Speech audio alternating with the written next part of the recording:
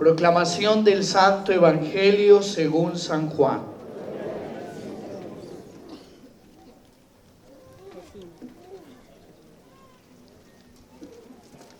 De la casa de Caifás llevan a Jesús al pretorio. Era de madrugada. Ellos no entraron en el pretorio para no contaminarse y poder así comer la Pascua. Salió entonces Pilato fuera donde ellos y les dijo: ¿qué acusación traéis contra este hombre? Ellos le respondieron: si este no fuera un malhechor, no te lo habríamos entregado. Pilato replicó: tomadle vosotros y juzgadle según vuestra ley. Los judíos replicaron: nosotros no podemos dar muerte a nadie. Así se cumpliría lo que habría dicho Jesús cuando indicó de qué muerte iba a morir. Entonces Pilato entró de nuevo al pretorio y llamó a Jesús y le dijo: ¿eres tú el rey de los judíos? Respondió Jesús: ¿dices eso por tu cuenta, o es que otros te lo han dicho de mí? Pilato respondió: ¿es que yo soy judío? Tu pueblo y los sumos sacerdotes te han entregado a mí. ¿Qué has hecho? Respondió Jesús: mi reino no es de este mundo. Si mi reino fuese de este mundo, mi gente habría combatido para que no fuese entregado a los judíos, pero mi reino no es de aquí. Entonces Pilato les dijo: luego, ¿tú eres rey? Respondió Jesús: tú lo has dicho, yo soy rey. Yo para esto he venido al mundo, para dar testimonio de la verdad, y todo el que es de la verdad escucha mi voz. Le dice Pilatos: ¿qué es la verdad? Y dicho esto, volvió a salir donde los judíos y les dijo: yo no encuentro ningún delito en él, pero es costumbre entre vosotros que os ponga en libertad a uno por la Pascua. ¿Queréis pues que os ponga en libertad al rey de los judíos? Ellos volvieron a gritar diciendo: a ese no, a Barrabás. El tal Barrabás era un salteador. Pilatos entonces tomó a Jesús y mandó azotarle. Los soldados trenzaron una corona de espinas, se la pusieron en la cabeza y le vistieron un manto de púrpura, y acercándose a él le decían: salve, rey de los judíos, y le daban bofetadas. Volvió al salir Pilato y les dijo: mirad, os lo traigo fuera para que sepáis que no encuentro ningún delito en él. Salió entonces Jesús fuera, llevando la corona de espinas y el manto de púrpura. Díceles Pilato: aquí tenéis al hombre. Cuando lo vieron, los sumos sacerdotes y los guardias gritaron: crucifícalo, crucifícalo. Les dice Pilatos: tomadlo vosotros y crucificadle, porque yo ningún delito encuentro en él. Los judíos le replicaron: nosotros tenemos una ley, y según esa ley debe morir, porque se tiene por hijo de Dios. Cuando oyó Pilato estas palabras, se atemorizó aún más. Volvió a entrar en el pretorio y dijo a Jesús: ¿de dónde eres tú? Pero Jesús no le dio respuesta. Dícele Pilatos: ¿a mí no me hablas? ¿No sabes que tengo poder para soltarte y poder para crucificarte? Respondió Jesús: no tendrías contra mí ningún poder si no te hubiera dado de arriba. Por eso el que me ha entregado a ti tiene mayor pecado. Desde entonces Pilatos trataba de librarle, pero los judíos gritaron: si sueltas a ese, no eres amigo del César. Todo el que se hace rey se enfrenta al César. Al oír Pilatos estas palabras, hizo salir a Jesús y se sentó en el tribunal, en el lugar llamado Enlosado, en hebreo Gabatá. Era el día de la preparación de la Pascua, hacia la hora sexta. Dice Pilato a los judíos: aquí tenéis a vuestro rey. Ellos gritaron: fuera, fuera, crucifícale. Les dice Pilatos: a vuestro rey voy a crucificar. Replicaron los sumos sacerdotes: no tenemos más rey que el César. Entonces se lo entregó para que fuera crucificado. Palabra del Señor. Muy queridos hermanos y hermanas, acabamos de escuchar en el texto sagrado la parte que nos convoca en este día de Viernes Santo, en el cual el evangelista San Juan, con su pluma magistral, nos ilustra lo que sucedió en las últimas horas de vida terrena de nuestro amado Jesús. Jesús, que se había tornado incómodo para las autoridades judías desde hacía ya algún tiempo, había comenzado a ser amenazado y peligrosamente acechado por sus adversarios, que estaban buscando la ocasión propicia para condenarle y para quitarlo de en medio, porque se había tornado en un estorbo para sus intereses personales. Por eso, cuando Jesús va a Jerusalén a celebrar la Pascua, como todo judío observante, fiel a sus convicciones religiosas, encuentran estas autoridades el momento oportuno para atraparlo y quitarlo de en medio.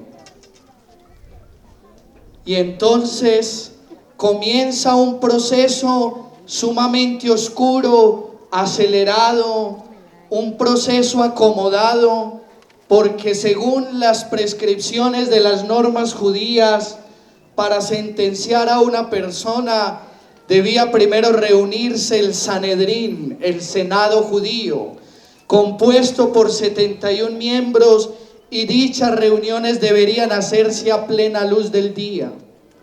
Y sin embargo, según nos narran los evangelistas, dicho Sanedrín no se reúne con la mayoría que necesitaba, ni se reúne a plena luz del día, al contrario, de noche, en la oscuridad. Y recordemos que en la Biblia la noche tiene un significado teológico. La noche es el lugar donde se fraguan los planes contrarios a Dios. La noche es cuando se está lejos de la presencia divina, porque si Dios es luz, la noche significa ausencia de Dios.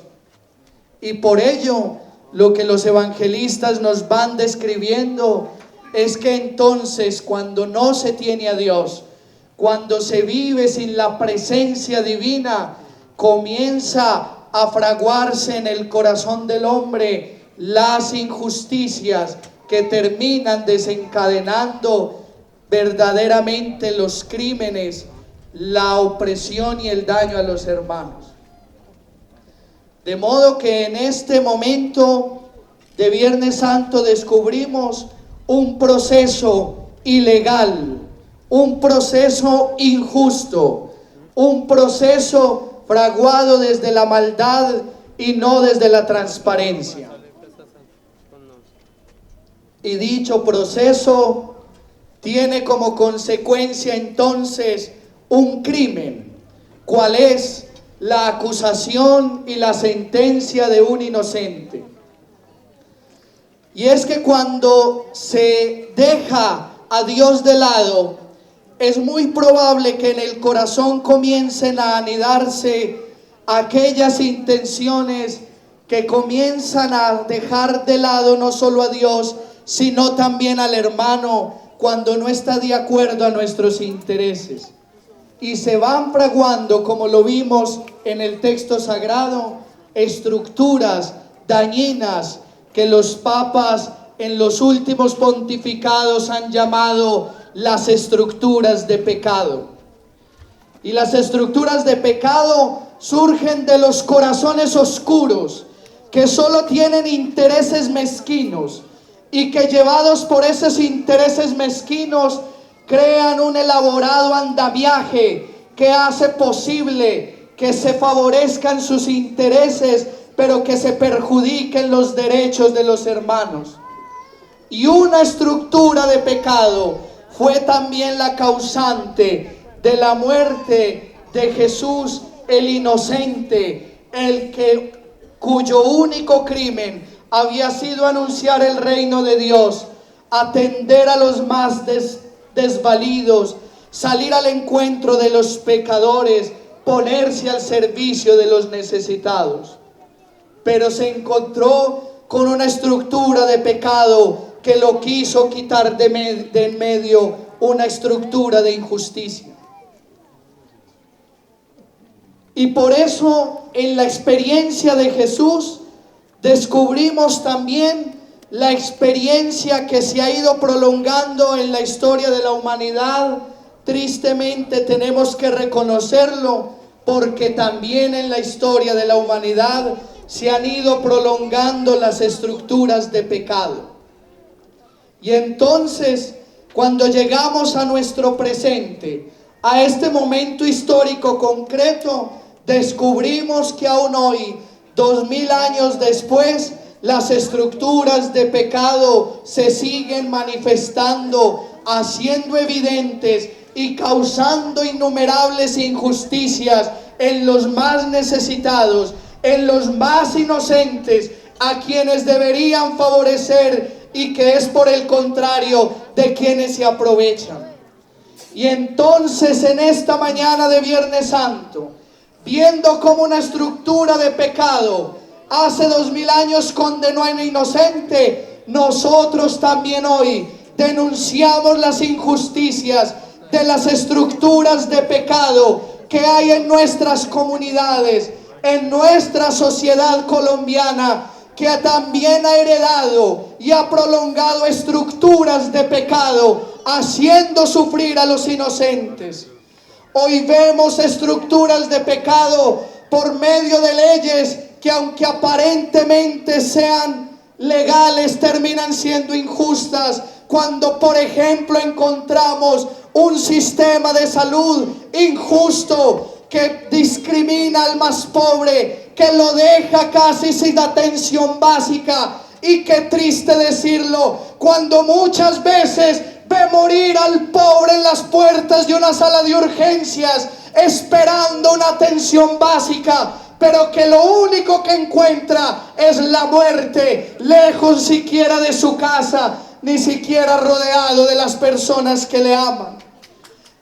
Estructuras de pecado vemos también cuando nuestros pequeños, inocentes e indefensos, tienen que morir por la desnutrición y la desatención de quienes deberían preocuparse por el crecimiento sano, por el crecimiento saludable de quienes son el futuro de nuestra comunidad.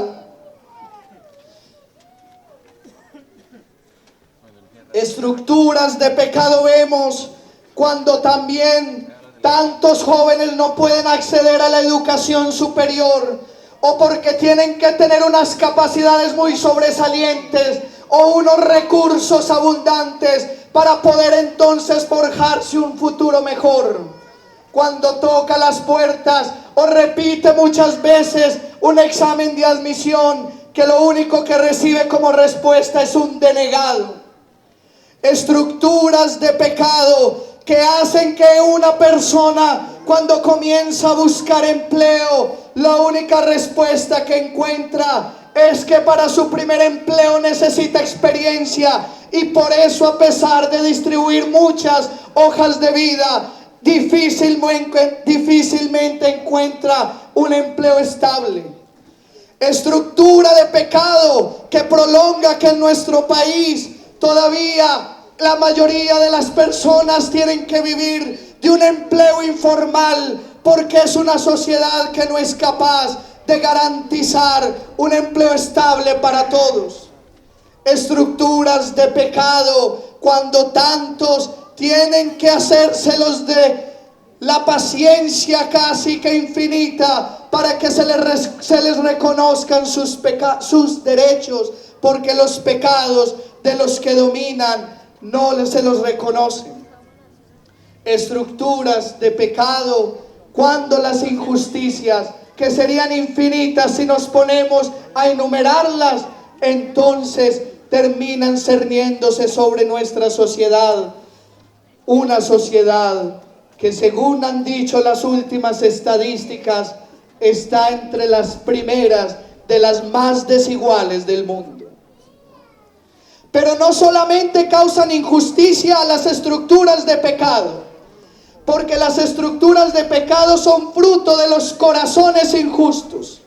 Y a veces, y aquí también nosotros, tenemos que examinarnos con humildad y reconocer que también somos injustos en ocasiones y que quizás favorecemos esas estructuras de pecado. Y por eso, en un segundo momento, mis queridos hermanos, quisiera invitarlos a reflexionar también sobre nuestras actitudes personales. Porque nosotros podemos también incluso volvernos injustos, o quizás en ocasiones ya lo hemos sido. Es aquí donde vemos que la injusticia también sale de un corazón que no es capaz de abrirse a la presencia de Dios. Y recordemos lo que decíamos al inicio: cuando uno se abre al amor de Dios, entonces comienza a ver al otro como prójimo. Y si ve al otro como prójimo, lo considera como alguien sagrado al que hay que respetar y tratar con gran dignidad. Pero cuando uno no es capaz de ver a Dios en el corazón, tampoco es capaz de ver un hermano en la persona que tiene al lado o al frente. Y allí también entonces aparece la injusticia. Y somos también injustos a nivel personal cuando nos dejamos llevar por los prejuicios que señalan a las personas, que nos hacen indiferentes frente al necesitado, ese que está a nuestro lado, que espera mínimamente nuestra consideración y buen trato. Y entonces aparecemos como injustos cuando con las palabras, con los prejuicios, con las calumnias, descalificamos a las otras personas. Nos tornamos injustos cuando les matamos en su fama y en su credibilidad. Cuando ponemos por encima nuestras ideologías, cuando ponemos por encima aquellas cosas que creemos que son las únicas valederas. Nos tornamos injustos también cuando comenzamos a discriminar o a segregar a las otras personas por sus convicciones religiosas, por sus principios ideológicos, por su color de piel, por su orientación sexual, por sus opciones en la vida, cuando a nosotros no nos parecen, y entonces les tratamos con severidad y con indiferencia. Allí también nos tornamos injustos. Y también hoy, en esta mañana de Viernes Santo, hay que decirlo públicamente: somos muchas veces objetos, cuando nos prestamos para estas realidades, que se convierten en propiciadores de injusticia para los hermanos. Pero estas denuncias las decimos públicamente para movernos a un compromiso. Porque no se trata únicamente de decir las cosas que están mal o en nuestros corazones o en nuestra sociedad. No, si hemos venido en esta mañana de Viernes Santo, si hemos venido a caminar en este Vía Crucis, camino de la cruz, donde hemos presenciado la injusticia contra un inocente y donde recordamos las injusticias contra los inocentes de hoy, venimos es para hacer un compromiso, y es el compromiso de desarmar nuestros corazones, de unirlos a Jesús, a su cruz y a su entrega, y de decirle al Señor en esta mañana: Señor, nosotros los creyentes, los cristianos, las personas de fe, queremos en esta mañana luchar contra la injusticia y ponernos de tu parte. No queremos ser parte ni del Sanedrín, ni de Anás, ni de Caifás, ni de Herodes, ni de Pilato, ni de los de este tiempo que ostentan quizás el poder, pero solo para bien propio y no para bien de la comunidad. Y aunque no tengamos esas facultades, sí queremos ponernos del lado del inocente, del lado del indefenso, del lado del que sufre, para contigo, Señor, luchar contra las injusticias que presenciamos en nuestro tiempo.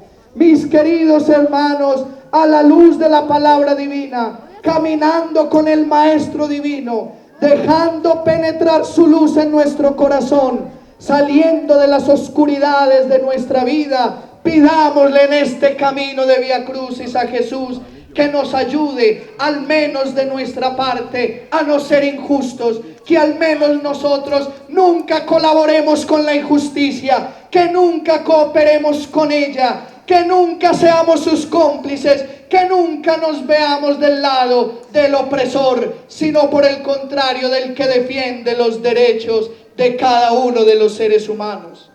Mis queridos hermanos, a la luz de la palabra divina, caminando al lado de Jesús, reflexionemos sobre ello y pidámosle al Señor. Yo quisiera que al menos cada uno en conciencia se hiciera ese sencillo pero importante compromiso. Jesús, Maestro e inocente, ayúdame también a defender los inocentes y a no tornarme en un injusto, con mis palabras, con mis actitudes, con mis conductas, con mi quehacer, con mi trabajo, con todo lo que soy. Ayúdame a no tornarme en injusto, sino por el contrario, en defensor de los que sufren injusticia. Si todos nosotros, esta multitud que está aquí, para presenciar y vivir de corazón el camino doloroso de la cruz, se compromete, al menos a nivel personal, a no colaborar con la injusticia, estoy seguro que esos pequeños granos de arena serán semilla y construcción de una sociedad más equitativa, más ecuánime, más humana, más fraterna. Y entonces empezaremos a ver lo que hace tanto tiempo nos han dicho los papas, especialmente el Papa Pablo VI. Empezaremos a ver una civilización del amor y empezaremos a ver un camino, como nos ha dicho el Papa Francisco, que va más allá de la justicia, y es el de la misericordia. Y solo una sociedad que vive con caridad, que vive con misericordia, empieza a ser real y evidente la justicia, y empieza a ser verdad lo que Jesús nos enseñó, una sociedad donde hay hermanos y no rivales ni enemigos, una sociedad donde conjuntamente construye un ambiente favorable que hace visible el reino de Dios que Jesús vino a traer entre nosotros.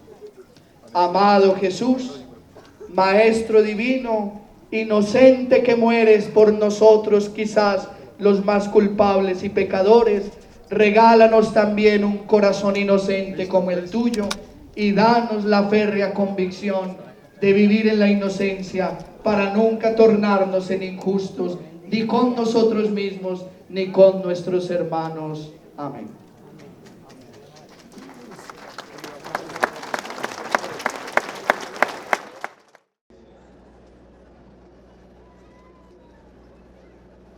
Hoy, Viernes Santo del año 2016, Jesús nuevamente sale por las calles de los pueblos y ciudades de nuestra patria.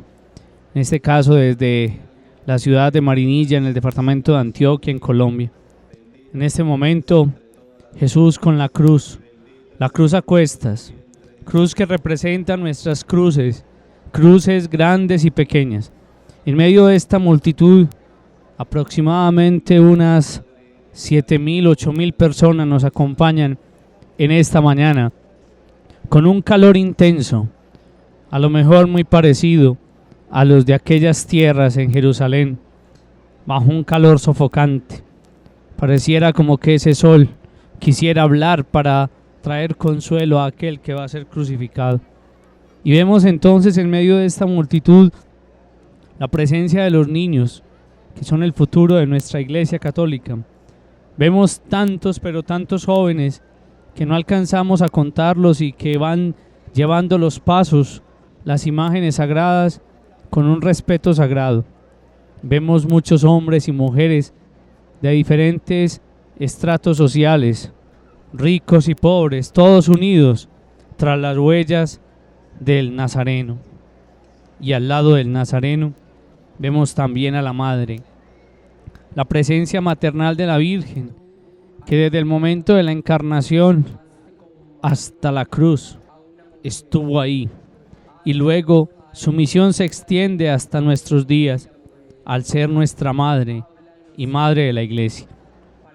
Por eso entonces, queridos visitantes de nuestra página web, qué rico poder llegar hasta sus hogares y compartir con ustedes esta experiencia maravillosa.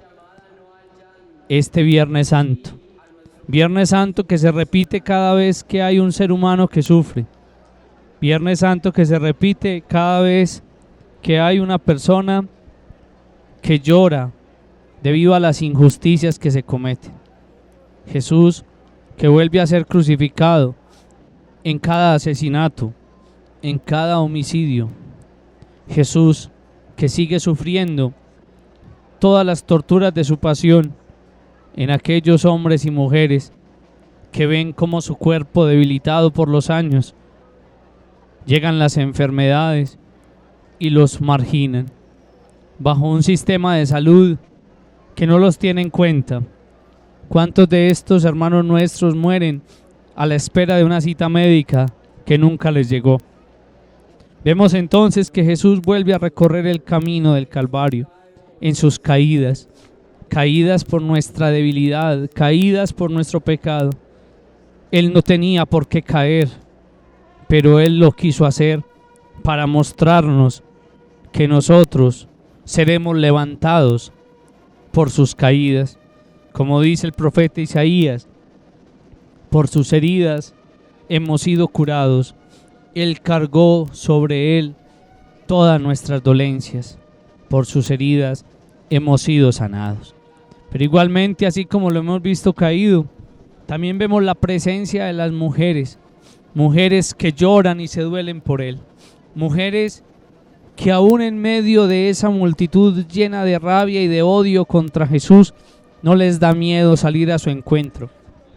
Y vemos a la Verónica, una mujer del pueblo, una mujer sencilla, que se quita su manto, o lo podríamos llamar su toca, y llega y se acerca para darle un consuelo a aquel que todo el mundo rechaza y que solo quieren ver muerto en la cruz. También vemos a las mujeres de Jerusalén, mujeres que lloran, mujeres que se dan golpes de pecho, llorando por aquel que va en el camino de la cruz. Y la respuesta que Jesús les da: no lloren por mí, llorad por vosotras y por vuestros hijos, porque si esto hicieron con el leño verde, ¿qué no harán con el seco? Sí, hoy también las mujeres de esta comunidad salen a manifestar su fe. Podríamos decir que son miles de mujeres que sobrepasan en gran cantidad a nosotros los hombres, amas de casa, profesionales, ancianas, mujeres que llevan en su rostro las señales de la vida, muchas maltratadas por sus esposos, muchas discriminadas por una sociedad que ve en ellas solo objeto de placer. Pero ahí están las mujeres, como en los albores de la historia, cuando en el libro del Génesis se muestra esa gran profecía: pondré enemistad entre ti y la mujer, entre su descendencia y la tuya. La mujer siempre será enemiga del mal, porque con su sensibilidad espiritual siempre está presta a acercarse a Jesús, a acercarse a Dios. Pero también vemos en medio de esta multitud muchos cirineos, muchas personas que ofrecen su hombro para ayudarles a otros. Y lo podemos ver cómo muchas personas llevan su sombrilla cubriéndose del sol, pero no se cubren solos, también las colocan para que otros sean librados del calor de la mañana. Pues bueno, en este gesto tan hermoso que vemos, podemos mirar a tantas personas que cuidan de los enfermos, a tantas personas que nos ayudan a nosotros los sacerdotes en este duro camino de la evangelización. Al igual que Jesús encontró un consuelo, aunque hubiese sido obligado, muchas personas hoy en día hacen su trabajo de cirineos. Por eso, querida comunidad del municipio de Marinilla y de tantos lugares que nos escuchan y que nos ven a través de nuestra página web, la invitación del crucificado en esta Semana Santa del año 2016 es a compadecernos del otro, a tener misericordia del otro, como nos invita el Papa Francisco. Misericordia. Si vemos a Jesús llevando la cruz y sentimos dolor, más dolor tendremos que sentir al ver a nuestro hermano que sufre, al ver a nuestro hermano que en estos momentos de la historia sigue siendo crucificado por las injusticias. Este es entonces el Vía Crucis de cada día. No es solamente el Vía Crucis del Viernes Santo, es el Vía Crucis de todos los días de nuestra vida, de todos los hombres y mujeres que vamos peregrinando por este mundo en espera de la llegada del día de la resurrección, del encuentro definitivo con Cristo en la casa del Padre. Que Jesús con su sangre preciosa siga regando las calles de las ciudades, de los pueblos, las calles del mundo entero, las cuales hoy se convierten todas en la vía dolorosa.